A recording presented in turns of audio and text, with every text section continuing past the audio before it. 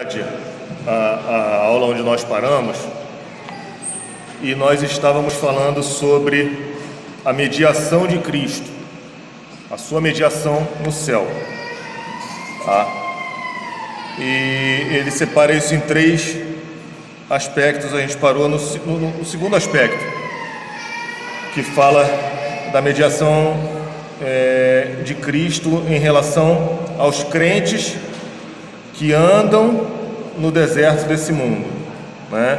Na peregrinação, cercados de obstáculos, tentações e adversidades, tá?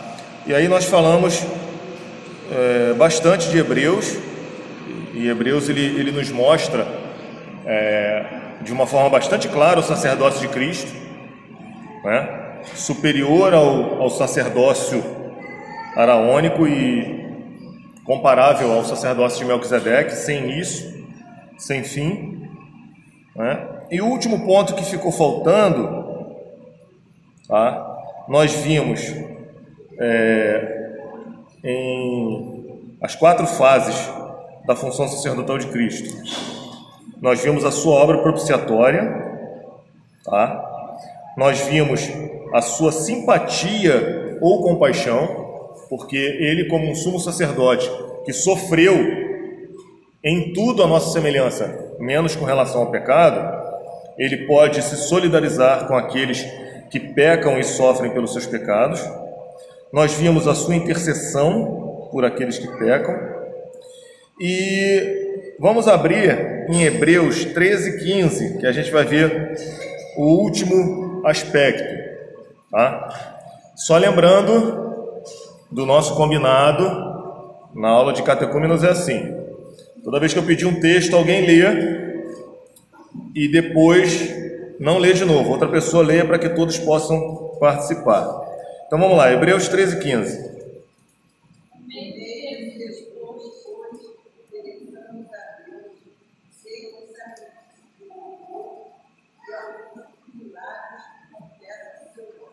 Tá. Aqui nós vamos ter Cristo, finalmente, depois de todos esses ofícios, né, como mediador, ele vai estar apresentando a Deus os nossos sacrifícios espirituais, tá? Então, tudo aquilo que nós fazemos é imperfeito perante Deus. O nosso culto, ele é imperfeito, a nossa adoração, ela é imperfeita, as nossas orações, elas são imperfeitas. E nós vemos que Cristo, através da sua intercessão, através do seu sacrifício, ele torna essas nossas ações perfeitas e aceitáveis diante do Senhor, né? E aí o comentarista ele faz uma afirmação interessante, que quanto mais nós aprendemos quem é Deus e quem somos nós, tanto mais sentimos essa imperfeição.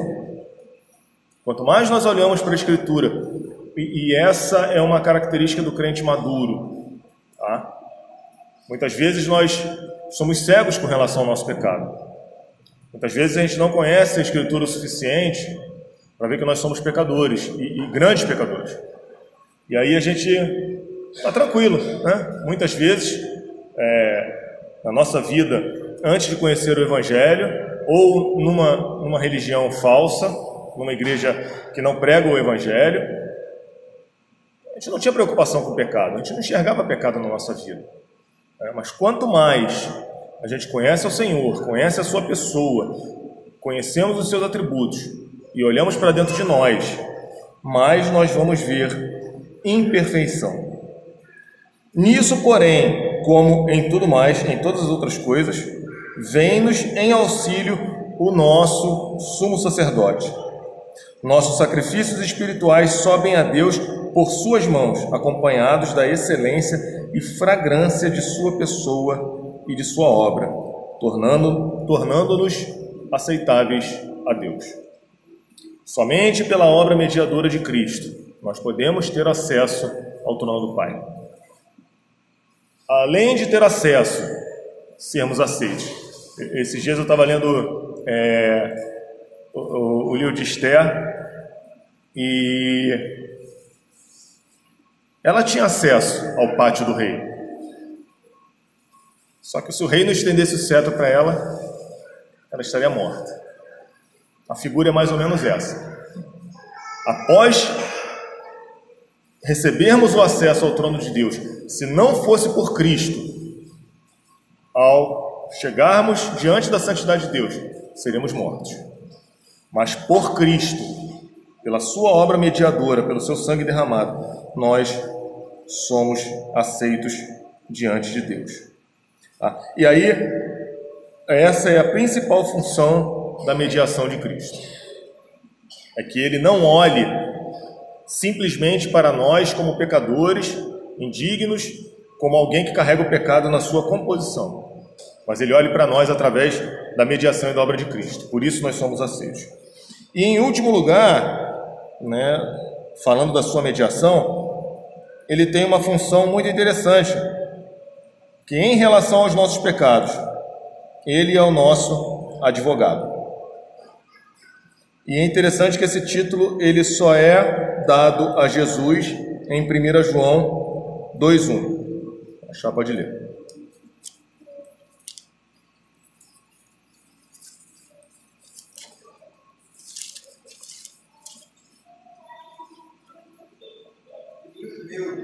Esta coisa que vos escrevo para que não pequeis. Se todavia alguém pecar, temos advogado junto ao Pai, Jesus Cristo, o justo. Ele fala que Deus, no capítulo 1, João vai falar que Deus é luz, e quem anda em trevas não tem comunhão com Ele. De nossa parte, pois, quando nós pecamos, o que temos que fazer é confessar os nossos pecados, pois Ele é fiel e justo para nos perdoar. Isso do nosso lado. Ele faz uma afirmação bastante clara, como o pastor falou aqui na pregação, que Deus é luz e nele não há treva. Quando nós pecamos, nós estamos em trevas. Nós precisamos nos arrepender. Só que da parte de Deus, da nossa parte, o arrependimento. Da parte de Deus, a provisão dele é um advogado. Ele providencia alguém para nos defender diante de Deus. E mais, o versículo 2 ele continua, Ele mesmo, além de ser o advogado, ele é a propiciação pelos nossos pecados. Ele oferece a compensação pelos nossos pecados. Ele se coloca no nosso lugar e já se colocou, na cruz para receber a punição para os nossos pecados. A obra de Cristo como sacerdote, ela é preventiva. Enquanto ele está levando a Deus, fazendo essa intermediação entre nós e o Senhor, entre os homens e Deus, ela tem um caráter preventivo. Ele leva a nossa adoração, ele leva os nossos louvores, ele leva as nossas orações. A obra dele como advogado, ela é restaurativa, com base na justiça da sua propiciação.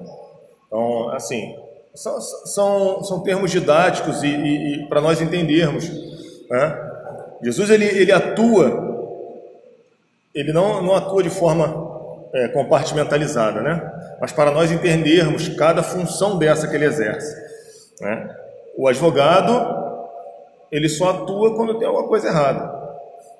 Nenhum advogado atua quando tem alguma coisa certa. Se está tudo certo, está tudo bem, você não precisa do advogado. Quando você tem algum problema, você tem alguma dificuldade, você tem alguma injustiça, algum crime, alguém foi lesado, aí o advogado entra para se requerer a justiça. E aqui Cristo, nessa função de advogado, ele vai atuar quando há necessidade de interceder pelos seus e aplicar a eles as bênçãos daquilo que ele já sofreu, daquilo que ele já pagou por causa dos nossos pecados. Como sacerdote, e aí ele dá alguns exemplos, ele orou por Pedro, para que a sua fé não desfalecesse. Houve um momento de tal enfraquecimento dessa fé que Pedro o negou. Então, como advogado, ele olhou para Pedro e, depois de fazer a propiciação na cruz, apareceu ressurreto a Simão, realizando eficazmente a restauração desse santo à plena comunhão do Pai. Então, você vê que ele exemplifica com dois momentos distintos. O mesmo Cristo, ele fazendo essas duas funções. Tá? E aí a gente termina essa parte das funções de Cristo e seus estados na terra. Tá? Enquanto ele esteve aqui, né? A gente já vê agora a parte de advogado junto ao Pai, né? Já emendando na próxima, que vão ser as suas funções e estados na segunda vinda. Tá? Para nós, pode parecer algo bastante tranquilo a gente entender que nós estamos no período entre a primeira e a segunda vinda de Cristo e que nós estamos aguardando o Senhor voltar para vir buscar a sua igreja. Mas nem sempre foi assim na história da igreja. Já existiu muita confusão, já existiu muita heresia, muito problema na igreja por conta da segunda vinda de Cristo. Muitas pessoas, e nós vamos ver isso durante o estudo, muitas pessoas afirmam que isso já ocorreu, muitos afirmam que está ocorrendo, muitos afirmam várias coisas, né? Então a gente vai ver o que a Escritura fala e o que a Escritura mostra para nós, né, sobre a segunda vinda de Cristo. Tá? Por ocasião da ascensão do nosso Senhor Jesus Cristo, os apóstolos que o viram subir até uma nuvem, até que uma nuvem o recebeu, ocultando de seus olhos, ouviram de dois mensageiros celestes que se postaram ao lado deles, vestidos de branco, a seguinte mensagem: Galileus, por que estáis olhando para o céu? Esse Jesus que dentre vós foi recebido no céu, assim virá do modo como vistes ir para o céu. Essa declaração estabelece o seguinte: primeiro, o fato, virá, é uma certeza. Tá? O fato é uma certeza, ele vai vir. Segundo, a personalidade, esse mesmo Jesus, não outro. Tá? Então, uma certeza, ele vai vir. Segundo, esse mesmo Jesus. E a maneira, do mesmo modo, corporal e visivelmente. Tá? Não será uma vinda, isso a gente vai falar mais para frente, espiritual, não será algo escondido, oculto, que as pessoas não vão ver, e a gente vai ver isso ao longo do estudo. Tá? A gente precisa lembrar que grande parte das heresias elas se levantaram em momentos de perseguição da igreja, em que a Bíblia ela mostrava os fatos relacionados à segunda vinda de Cristo para consolo daqueles que estavam sendo perseguidos, tá? E para sanar essas dúvidas com relação àqueles que sofriam. E é muito interessante porque, pensem bem comigo, na hora que a gente está sofrendo, passando por dificuldade, a igreja está sendo apertada, perseguida, aí surge heresia, aí só piora a situação, né? E aí a Escritura não, a Escritura ela vai mostrar aquilo que vai poder nos dar esperança, tá? Então, para a gente tem que ter isso na nossa mente. Esse ensino, ele é muito importante para a gente. Falar sobre a segunda vinda de Cristo, falar sobre o seu retorno, né, de forma triunfal para buscar a sua igreja, é um ponto que a igreja tem que ter fixo no seu horizonte. A gente tem que anelar por isso, né? A Escritura fala: Maranata, ora vem, Senhor Jesus. Nós não estamos vivendo uma vida de crentes para viver agarrado nesse mundo, né? A gente está vivendo a nossa vida cristã passando por esse mundo. O nosso objetivo é Canaã celestial. E isso vai acontecer de duas formas para cada um de nós. Ou no dia em que nós morrermos, seremos levados para o céu aguardando essa segunda vinda, ou no dia que o Senhor vier buscar a sua igreja. Só que o falso evangelho que tem sido pregado, ele tira a segunda vinda de Cristo. Por quê? Porque quando a minha expectativa não é mais esse mundo, a minha primeira expectativa não é esse mundo, aquilo que eu mais anseio não são as coisas desse mundo, as coisas desse mundo perdem valor. Se aquilo que eu mais anseio é o que está lá na frente, o que está por aqui, não me importa mais. E aí eu digo das coisas materiais, eu digo das preocupações desse mundo, né? Nós vamos viver, de novo, o que o pastor falou de manhã, na pregação. Não é um convite à preguiça, não é um convite ao pragmatismo, ao fatalismo, nada disso. Nós vamos trabalhar, estudar, trabalhar duro, né? Batalhar pelos nossos objetivos, mas o objetivo principal é a vinda de Cristo. Estarmos, como ele falou, sem santidade, ninguém vai ver o Senhor, né? E isso a gente já faz no nosso dia a dia. Nos nossos empregos, mesmo que nós não percebamos, todas as empresas são direcionadas assim. No mínimo, o cara tem um objetivo para daqui a 5 anos. No mínimo. Algumas empresas projetam até mais à frente. E aí você caminha em direção olhando para aquele objetivo. Você vai acertando as coisas de curto prazo, vai resolvendo, né? Vai crescendo, mas o teu objetivo está lá, você está andando em direção a ele, né? E a igreja perdeu esse foco. Não se fala mais nisso, né? Tanto para a punição daqueles que não aceitam o Senhor, como para a glória daqueles que estão batalhando pela fé. A gente facilmente perde isso de foco, né? E aí a gente vai falar sobre esses 3 aspectos: o fato, a personalidade e a maneira.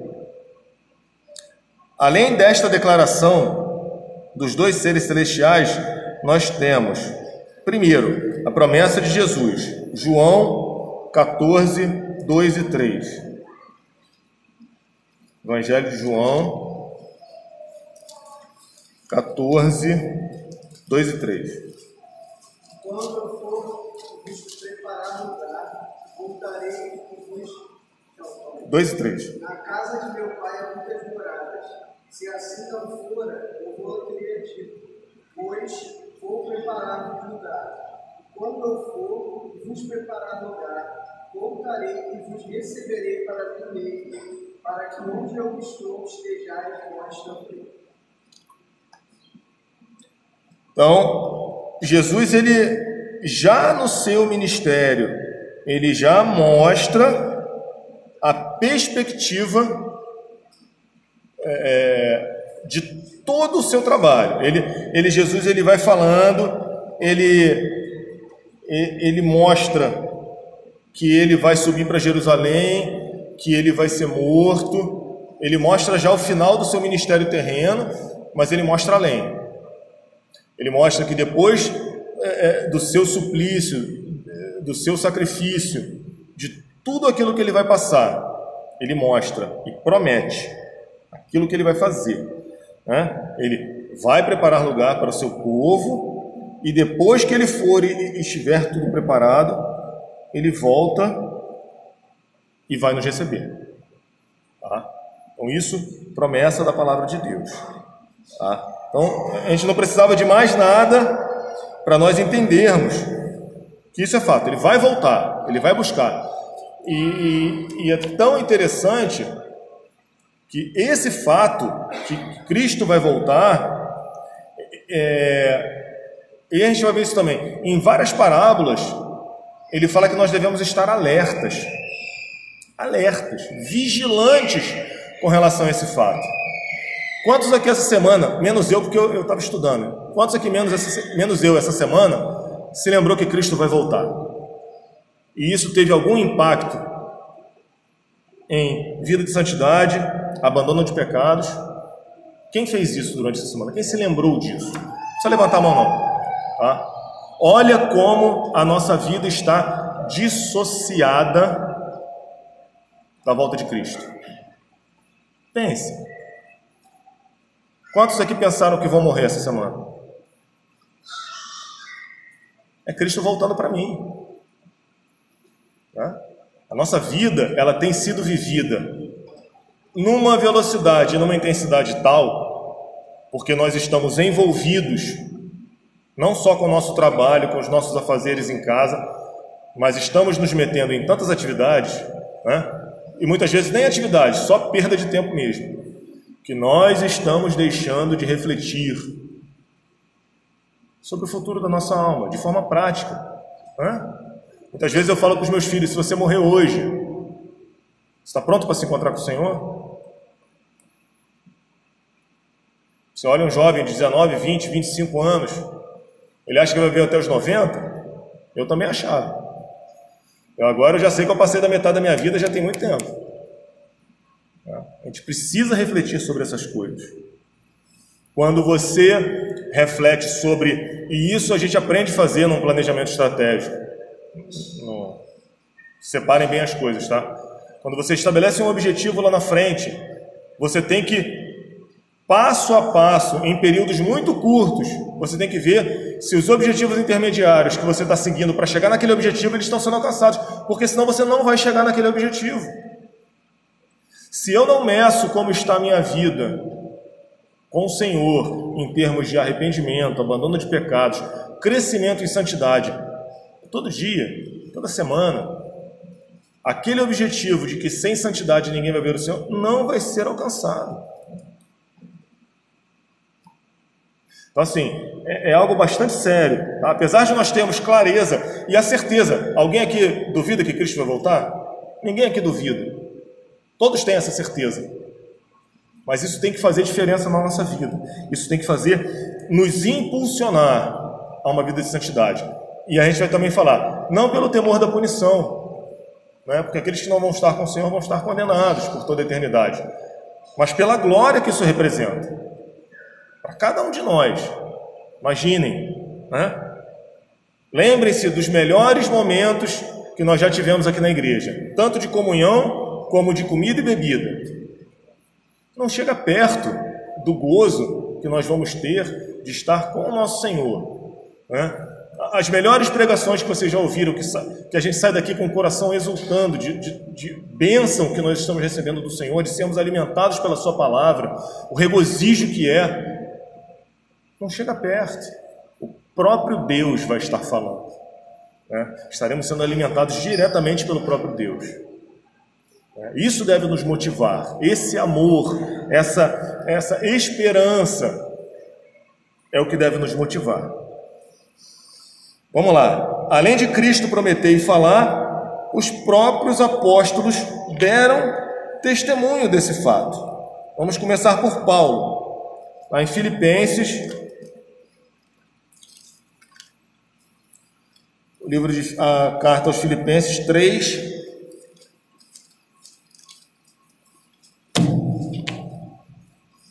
20 e 21.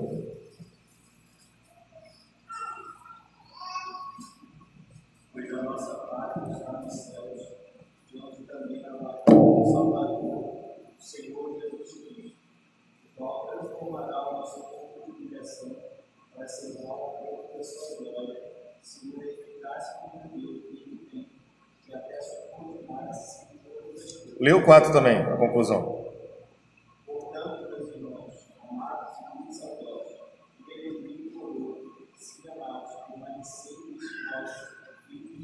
Então, ele começa falando que nós não somos desse mundo. A nossa pátria verdadeira está nos céus, né? O nosso passaporte original, ele é celestial. O nosso passaporte brasileiro, português, italiano, é a nossa segunda cidadania. A nossa cidadania está nos céus. E aí ele no versículo 21, ele fala da nossa esperança, né? Daqueles que aguardam a volta do Senhor Jesus, que Ele vai transformar o nosso corpo de humilhação para ser igual ao corpo da sua glória. E olha que interessante, depois que ele fala que nós não somos desse mundo, a nossa pátria verdadeira é lá no céu, que Cristo ele vai transformar o nosso corpo de humilhação o nosso corpo para ser igual ao corpo da sua glória. A última frase que ele fala: permanecei deste modo firmes no Senhor. Uma coisa vai estar inevitavelmente ligada à outra.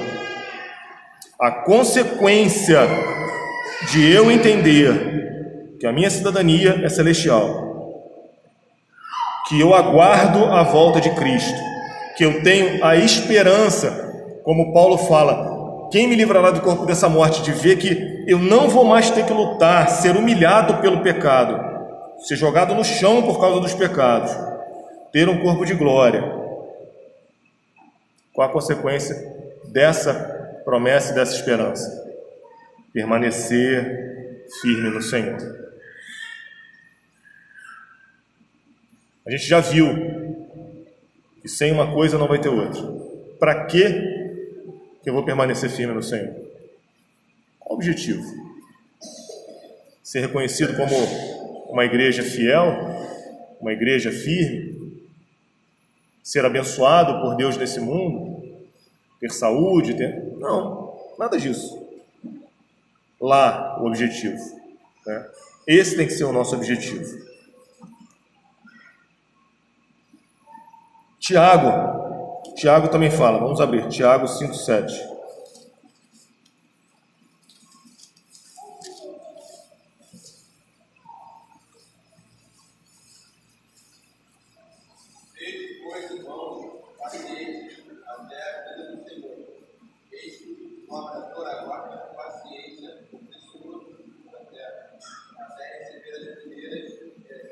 Oito também.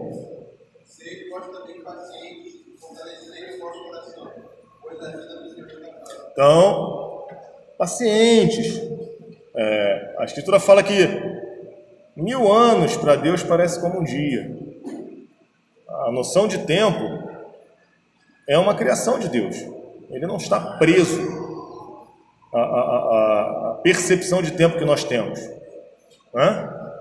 O tempo também é uma criação do Senhor, ele não se subordina ao tempo. Para nós, parece distante, para nós parece que vai demorar muito, né?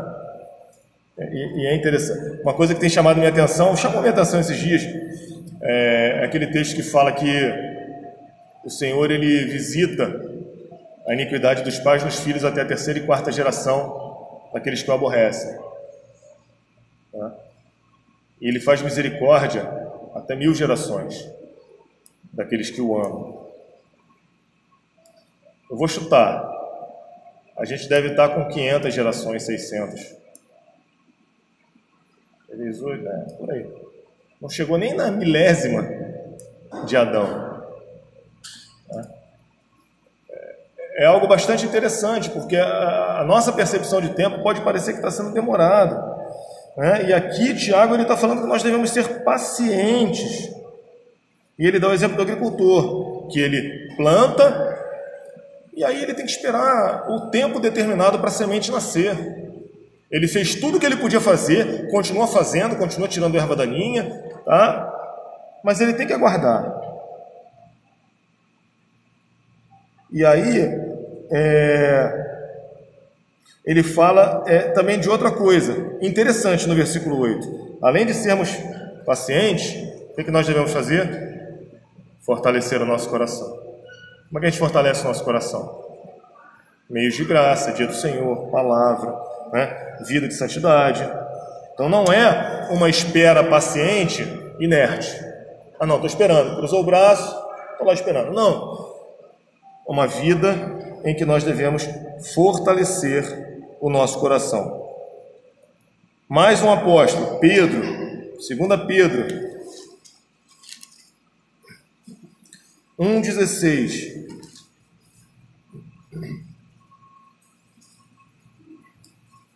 Porque não podemos amanhecer o poder e a vida de nosso Senhor Jesus Cristo, seguindo fábulas engenhosamente inventadas, mas nós mesmos fomos testemunhas oculares da sua majestade. Então, ele coloca, isso é interessante, ele coloca no mesmo patamar o poder de Cristo, a sua obra, com a sua vinda. tá? Poderia parecer a algumas pessoas que quando eles falavam da obra de Cristo, eles estavam contando uma história, estavam contando algo que aconteceu, mas quando falava para frente, poderia parecer que eles estavam inventando. Não, ele coloca no mesmo patamar, tá? E aí ele diz que essas coisas são assim, porque eles foram testemunhas oculares da sua majestade. Tudo aquilo que eles viram Cristo fazer, falar e ensinar, e o poder demonstrado mostra a certeza daquilo que ele falou que vai acontecer, que é a sua volta. Tá?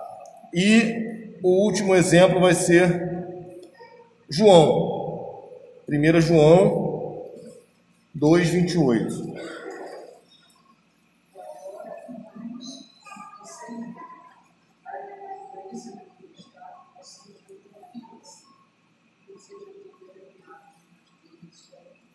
Então, o que nós devemos fazer durante esse tempo que estamos aqui? Primeiro, permanecer nele.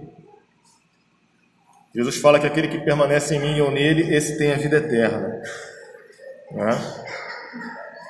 Tenhamos confiança e não nos afastemos envergonhados na sua vinda. Ele está nos alertando para que até quando ele se manifestar, nós devemos permanecer nele, para que não nos afastemos envergonhados. E aí me traz à memória o texto, lá em Mateus, que Jesus ele fala para aquelas pessoas que chegam: Senhor, mas em teu nome expelimos demônios, fizemos milagres, né? Profetizamos.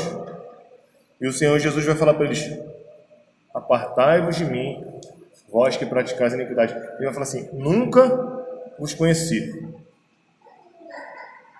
Eu não sei se você já passou isso com vocês ou se vocês já presenciaram. Eu já presenciei, tá? Alguém querendo se dar bem em alguma situação, ou diante de algum chefe, de alguma autoridade, o cara: fulano, tudo bom, não sei o quê. O cara fala assim: não te conheço não, meu amigo. Não sei quem você é não. A pessoa fica como? Fica envergonhada, né? E é isso que ele fala aqui. Se nós não permanecermos em Cristo, se nós não estivermos em comunhão com Ele, vivendo a vida cristã com integridade, Ele vai chegar para nós no último dia e vai dizer: nunca vos conheci, para vergonha e desespero eterno. Né? Então, é uma relação que tem que ser construída de agora. É uma relação de amizade, de intimidade, de fraternidade com Cristo, que deve ser construída a partir de agora, se ainda não está sendo, porque ela vai caminhar. Né? Quando nós temos uma relação de amizade, uma relação matrimonial, uma relação que perdura por muito tempo, você só de olhar para a cara do seu cônjuge, você sabe se ele está bem ou não. Só o jeito de você respirar em casa, a sua esposa, né, Luciano, sabe se você está bem ou não está. Por isso que Cristo, ele diz que no último dia ele vai falar com essas pessoas: nunca vos conheci. Não houve um caminhar crescente em conhecimento. Você não conhece nada de Cristo, você acha que conhece, né?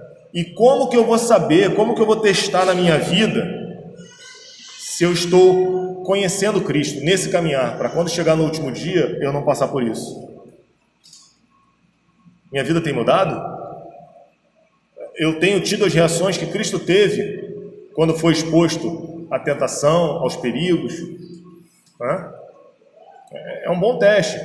As minhas reações, eu gosto de falar lá em casa, muitas vezes as nossas reações impensadas, agi sem pensar, me desculpa, as nossas reações impensadas, elas vão gerar pecado, né? A gente tem muito militar aqui na igreja, e é uma coisa interessante, é o chamado, o instinto, o reflexo treinado. Eu vou lembrar o nome, tá? Condicionado, reflexo condicionado.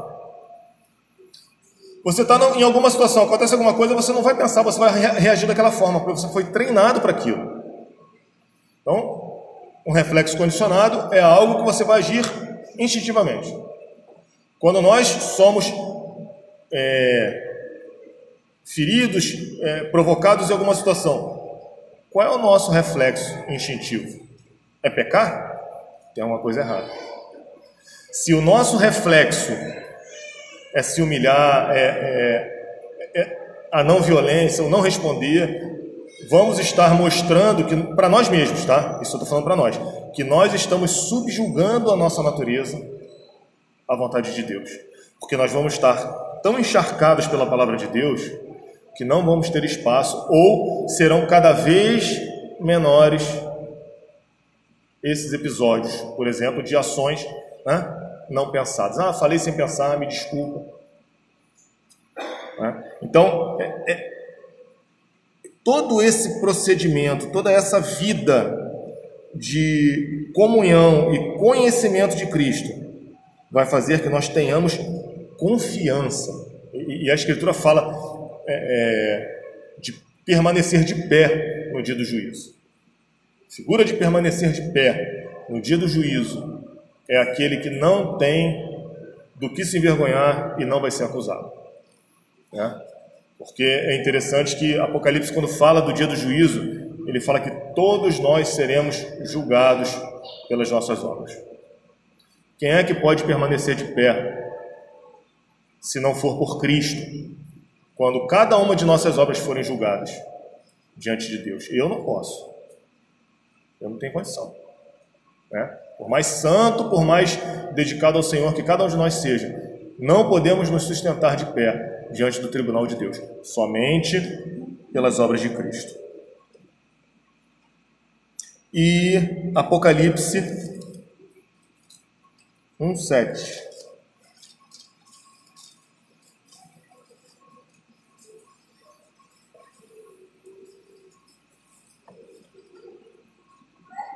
Esse que vem com mais gordo, e todo olho verá, até quando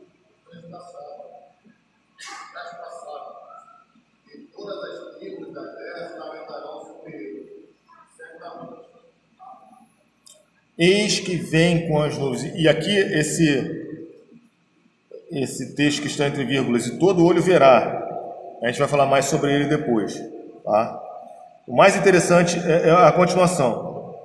E todas as tribos da terra se lamentarão sobre ele. Aqui ele faz a segunda parte da proclamação do Evangelho, né? Em que a promessa de Abraão ela é cumprida, e nós somos parte do cumprimento da promessa de Deus a Abraão, que nele seriam benditas todas as famílias da terra.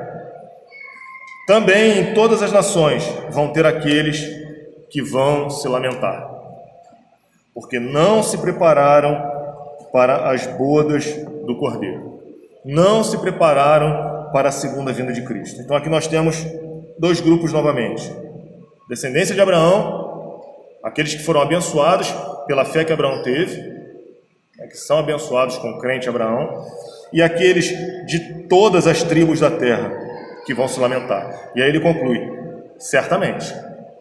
Não é uma possibilidade, é certo, certamente. Amém. Então, a gente viu que, quanto ao fato dessa volta, nós temos o testemunho de Cristo, ele mesmo falou, nós temos os apóstolos falando, e nós temos a mensagem da ceia do Senhor. 1 Coríntios 11:26. Achar, pode ler.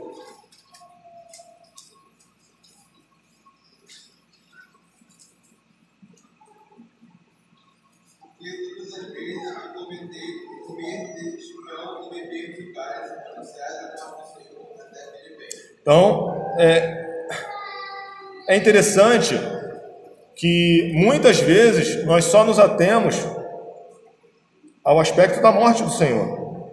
E está certo. Né? Mas esse sacramento, ele vai perdurar até que ele venha. Nós estamos anunciando a morte dele, a nossa morte para o pecado, a sua ressurreição, a nossa ressurreição com ele, né?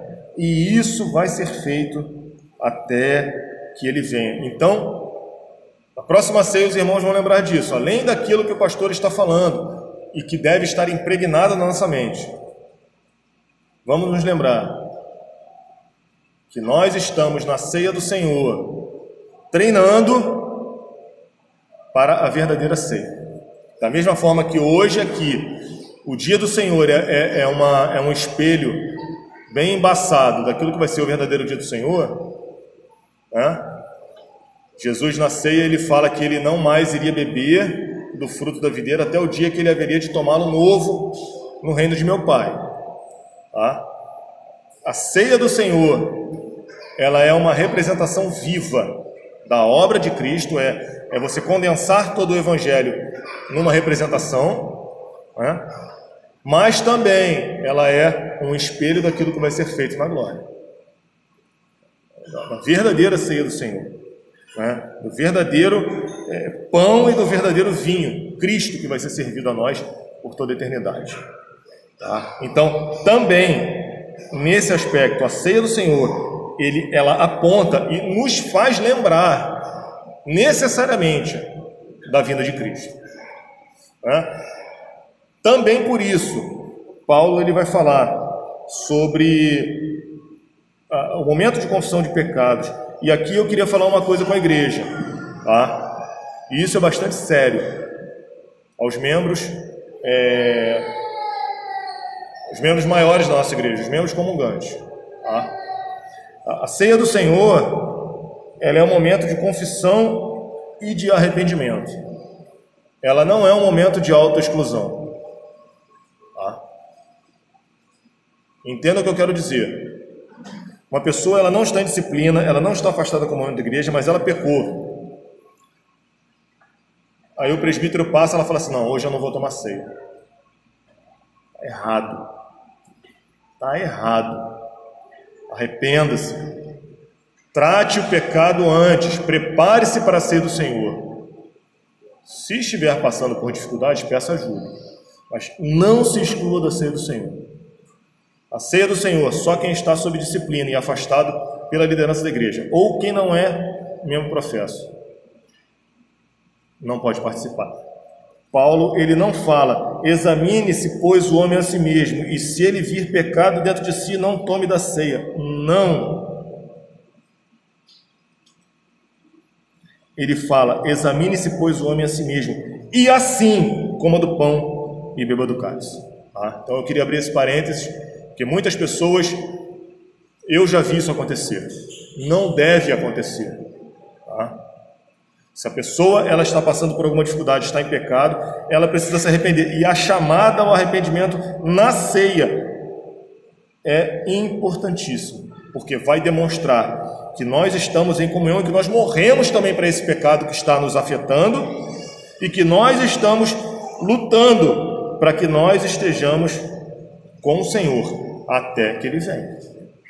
Tá? Se nós abrimos mão do corpo e do sangue de Cristo porque eu estou em pecado e pecados não confessados, tem uma coisa muito errada. Tá? Não é isso que a Escritura nos afirma. Tá? Vamos continuar. Então, nós vimos quanto ao fato, o que vai acontecer. Quanto à personalidade, e a gente vai falar sobre só esse, porque eu acho que não vai dar tempo. Então, a gente começa e vê até onde vai. Temos só 10 minutos. Ele fala assim, a personalidade, esse mesmo Jesus, não outro. Tá? Os nossos símbolos de fé, embora sejam muito lacônicos quanto à segunda vinda de Cristo, ensinam a sua vinda pessoal, conforme o teor das Escrituras. Há, porém, teorias contrárias à vinda pessoal do Senhor, as quais passamos a enunciar e a refutar. Então, aquilo que eu falei com os irmãos, não é muito difícil para nós hoje, tendo todo o ensino da Escritura, toda a revelação progressiva de Deus ao longo de toda a história, todas as heresias que a igreja já passou, todos os problemas que foram criados por causa dessa doutrina, para nós é muito tranquilo, mas nós vamos ver heresias que foram afirmadas ao longo da história, inclusive na época dos apóstolos, que foram perniciosas. E a gente tem que treinar a nossa mente, tá? porque heresia sempre vai surgir no meio da igreja. Sempre vai se levantar gente falando coisa estranha no meio da igreja. Virão influências de fora e, como Paulo fala aos presbíteros, dentre vós mesmos, homens vão aparecer falando coisas pervertidas. Tá? Então, quando a gente olha para as heresias históricas, para coisas que foram afirmadas e faladas, e a igreja viveu em função disso erradamente ao longo da história, nós estamos nos preparando, treinando o nosso ouvido e a nossa mente para tudo aquilo que a gente ouve, como os crentes de Bereia, que foram considerados por Paulo mais nobres, porque eles ouviam Paulo falando, abria a escritura e conferia se ele não estava falando nenhuma besteira. Tá? E vocês imaginem, o próprio apóstolo Paulo, alguém fantástico, fora de série, enquadrou Pedro, foi arrebatado, assim, o cara era, assim, altíssimo padrão. Aos olhos dele, ele se colocava no lugar dele, e Deus também o colocou no lugar. Mas Paulo ia pregar, o pessoal estava conferindo se o que ele estava pregando era a palavra de Deus. Tá? Então vamos lá. Nós precisamos. E aí, eu lembrei que eu queria falar. Quantas vezes já aconteceu com os irmãos de você ouvir alguém falando alguma coisa e você fala assim: eu não sei o que é não, mas tem uma coisa errada nisso aí. Você fica incomodado, né? Até que, com o passar do tempo, com o estudo da Escritura, você fala assim: aquilo que eu estava ouvindo estava errado por isso, isso e isso. Isso mostra a palavra de Deus morando no nosso coração. E o Espírito Santo, ele nos incomodando quando nós ouvimos uma verdade que não é verdade, segundo a Escritura. Tá? Então, isso só vai ter, só vai pressentir, só vai sentir esse tipo de coisa quem está, mais uma vez, como eu falei, encharcado da palavra do Senhor. Tá? Então vamos lá, primeira afirmação errada, tá? Que a sua vinda é espiritual e cumpriu-se no Pentecoste. Olha, Jesus mal subiu, o povo estava lá reunido, ocorre o Pentecoste e já tinha gente falando que a vinda de Cristo já foi consumada ali, né? Então no Pentecoste quem veio foi o Espírito Santo, o outro Consolador, enviado por Jesus da parte do Pai. João 14:16.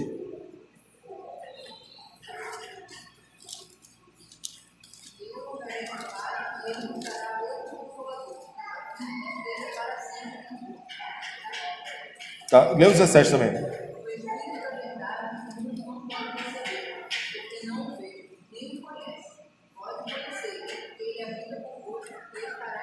Então a promessa não era de Cristo voltar antes de enviar o Consolador. Então, tudo aquilo que nós vemos lá em Atos, falando da festa do Pentecostes, tudo que aconteceu ali, descida do Espírito Santo conforme foi prometido. João 15:16.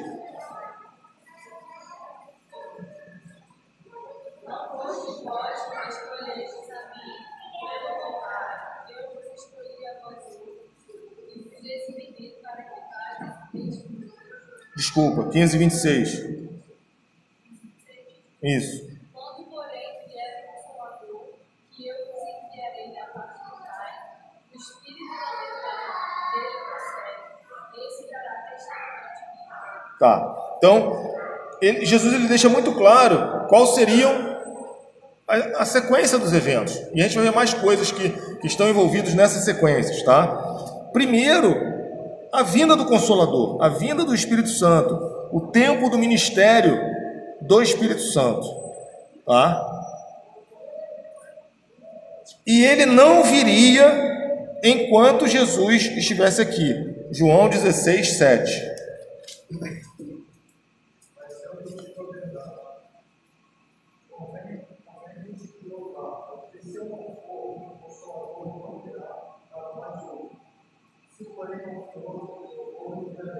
Então, você tinha uma condição sine qua non, sem a qual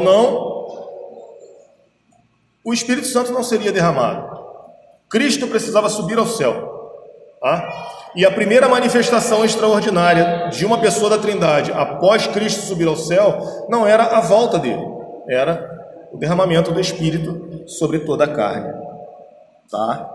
Então isso foi uma heresia que se afirmou, tá? Que se cumpriu. Na segunda vinda de Jesus, dar-se-ão acontecimentos que não se deram no dia de Pentecostes, tais como a ressurreição dos que morreram em Cristo, a transformação dos remidos vivos, a trasladação da igreja, a prisão de Satanás, restauração dos judeus dispersos e outras questões que a Escritura fala. Então, se Cristo tivesse vindo naquela época, todos esses fatos deveriam ter acontecido. E não de forma figurada, não de forma oculta, mas de forma em que isso estivesse registrado. Tá? O Novo Testamento, escrito muitos anos depois do Pentecostes, olha que interessante, coloca a vinda de Cristo no futuro. O que aconteceu em Pentecostes foi logo após a ascensão de Cristo. O Velho Testamento foi escrito alguns anos depois. Alguns livros, muito tempo depois. E eles falam da vida de Cristo, ó, ele vai vir. Não, ele veio. Tá? E a gente sabe, pela leitura da Escritura, o cuidado que se tinha na escrita, com datas, locais. Você vai ver todo o contexto histórico na Escritura, é muito bem amarrado. De falar da época, do local, das pessoas. Não seria diferente nesse caso da volta de Cristo se ela já tivesse acontecido. Outra, olha como as coisas vão ficando sutis, tá? Que a conversão do pecador é para este a vinda de Cristo. Olha que bonito. Cristo veio, eu me converti. Na conversão, e aí ele faz um jogo de palavras, né? O pecador é quem vai a Cristo, em vez de ser Cristo que vem ao pecador. A conversão é uma transação íntima e invisível. É algo que se manifesta no nosso coração. Tá? O pecador, ele ouve e segue. É nesse sentido que ele fala. Não de Cristo estar descendo do céu e vindo buscar o pecador. Tá? A palavra de Cristo está sendo anunciada. Cristo está sendo anunciado. As suas ovelhas ouvem e seguem. Né? E a conversão, ela é algo que acontece no interior da pessoa, invisível. O passo seguinte da conversão, que é uma vida de santidade, vai ser algo que todos vão ver. Tá? Ao passo que a segunda vinda de Cristo, ela será exterior e visível, como diz Apocalipse.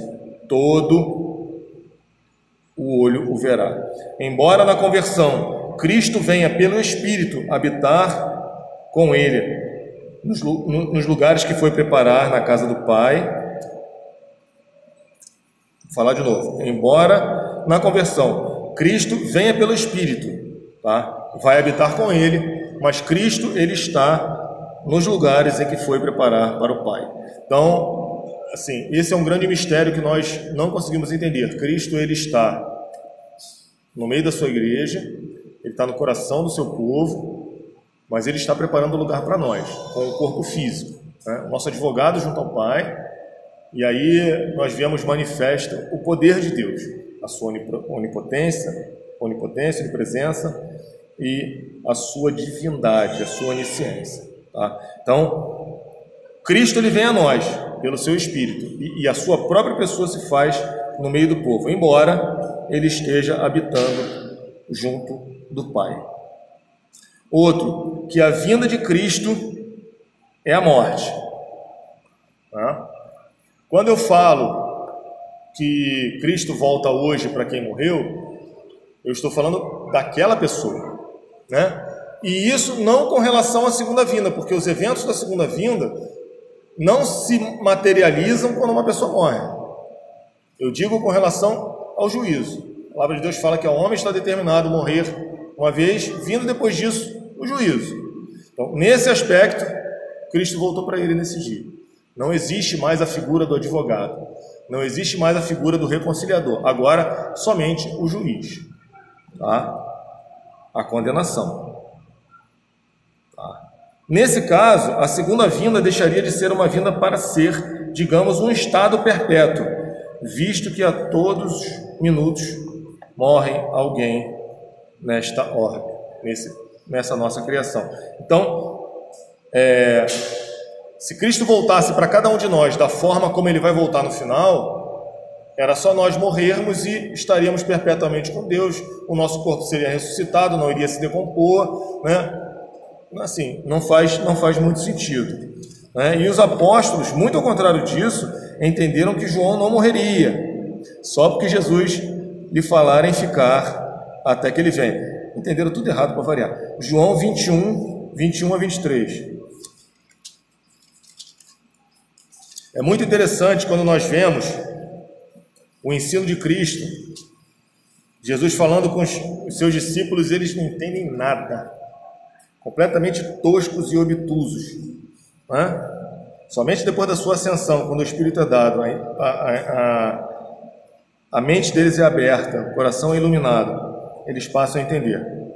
Vai lá, quem achar pode ler. Disse-lhes, pois, Jesus outra vez: Pai, seja convosco. Assim como o Pai me enviou, eu também o enviei. E havendo descrito que Cristo se trouxe eles e disse: Recebei o Espírito Santo. É João 21 a 23. Vendo, pois, Pedro perguntou a Jesus: E quanto a eles, respondeu-lhe Jesus: Se quero que ele permaneça até que eu venha, eu te conto quanto a ti, segue.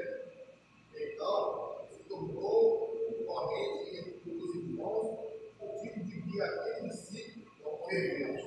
Ora, Jesus não dissera que tal discípulo não morreria, mas se eu quero que ele permaneça até que eu venha, É o famoso, toma conta da sua vida.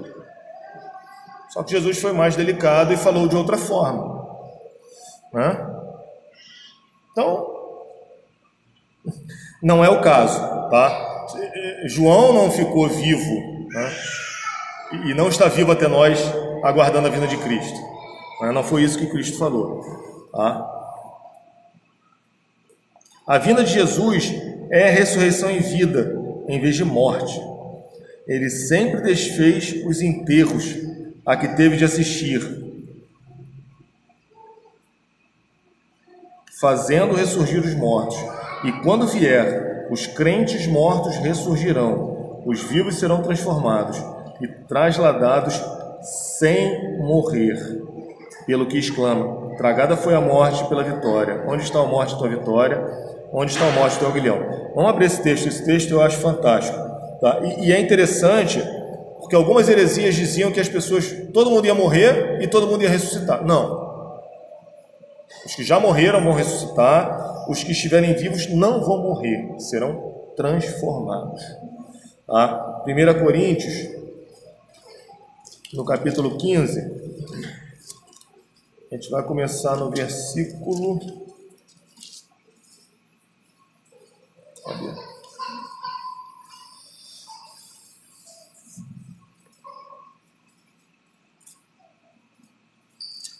Vamos começar no versículo 50 até o 56. Achar, pode ler.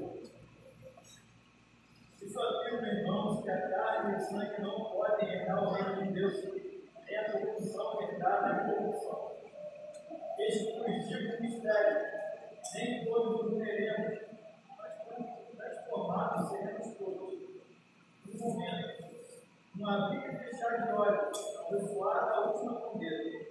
A trombeta soará, os mortos ressuscitarão corruptíveis, e nós seremos transformados. Porque é necessário que este corpo corruptível seja visto da incorruptibilidade, o corpo mortal seja visto da imortalidade. Quando este corpo corruptível se revestir de incorruptibilidade,